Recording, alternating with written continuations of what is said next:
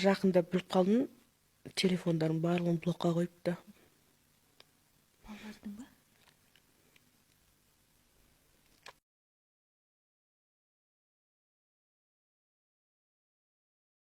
Онда мен реанимация жаққа кірейін, сіз менің номерін жазып алыңыз деп, дәрігердің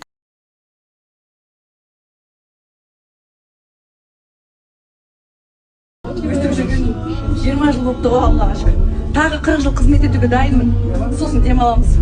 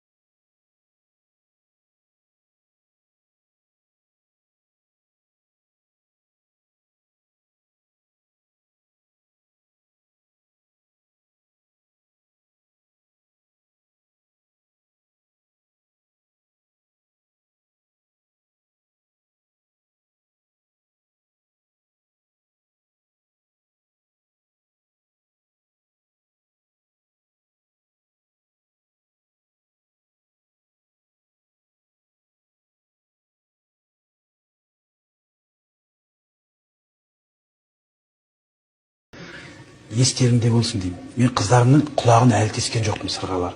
Сырға жоқ 3 қызда да. Неге? Мен айтам, қазақта сырға салу деген бар. Сол уақытта сырға салуға келгенде, сол кезде құлағын тесіп, құлағыңа сырға тағып берем. Сол кезде бірінші сырғаны сол жақтағылар келіп тақсын. Сырға салу деген солдан шыққан шығар деп ойлаймын. Керек емес сендердің жаңағы мектепте оқып жүргенде, университетте оқып жүргенде әр нәрсені құлақтарына іліп алып, шауып жүрген. Күйеуге шыққаннан кейін де үлгересіңдер тағып. Дискотека категорически запрещается. Қатал әкесің ғой. Современный киініңдер, бұлай кәдімгі ел қатарлы жүріңдер. Бірақ не, сосын мен 3 қызыма да қазыдан бастап миына құйып жатырмын. Жігітті өзім тауып беремін. Шын ба? Иә, өйткені қазір қыздар деген сол уақытта соқыр ғой. Енді мен білем, енді талайымыз енді соқыр болып жақсы әйелдеріміз нелерімізді алып алдық қой енді жақсы. Зато Инстаграмда отырып алып жігіт іздемейді де, папам тауып береді. Мен қызым айтамын, так, кім тауып береді саған? 13-тегі қызым ғой.